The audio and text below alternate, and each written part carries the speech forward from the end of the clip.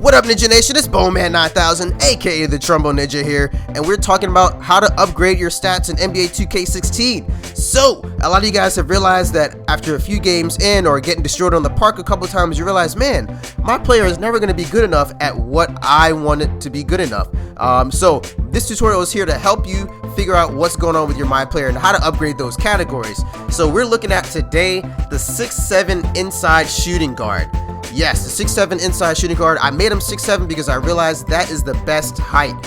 We got, I think it's Kobe Bryant, Michael Jordan, and Manu Ginobili are all 6'6". So this 6'7" dude will be just 1 inch taller than those guys, and you do get a couple of benefits at the price of speed. So you are going to get a 90 layup and a 78 post fade for the inside scorer. We are talking about the inside scorer here. So you got to do that, right? You got to get the 90 layup because you will need that. Absolutely. That next slide we're going to go to is the next important slide for the inside shooting guard, the athlete. For the athletic side, you will get a 93 dunk. I'm sorry, guys. I tried to get it up to the magic number of 94. But it just couldn't do it. I would lose layup points and speed points. I couldn't get up to 94, so that's why I picked 6'7". 93 dunk you will get, 77 speed. I mean, it might be a little bit slow, but you might realize that it may not matter to you. And you will also get 86 vertical. That vertical will go along with that dunk, so you might not be jumping up really high to dunk, but you will be finishing proficiently dunking on people. And I'd rather just dunk on somebody instead of jumping really high and miss, right? Cool, me too. Next slide. Playmaker.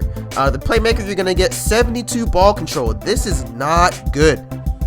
This is the one thing that turned me off from the inside shooting guard, because you can get stripped. Everybody knows at this point that it's pretty easy to get stripped while bumping into somebody or while heading towards the basket and somebody just, kind of leans into you or something like that. You're gonna drop the ball, especially if you have only a 72 ball control.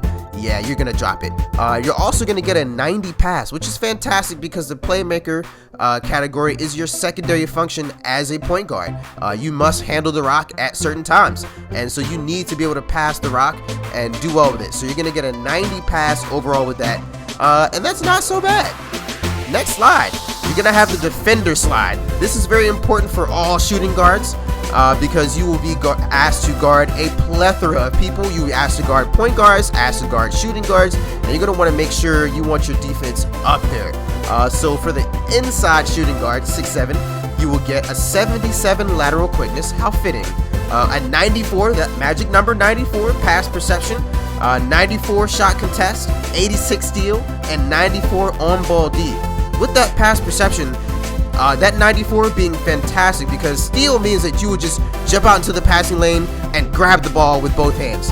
Pass perception means you will stick your arm out into the passing lane and block the trajectory of the pass, which is just might as well be a steal.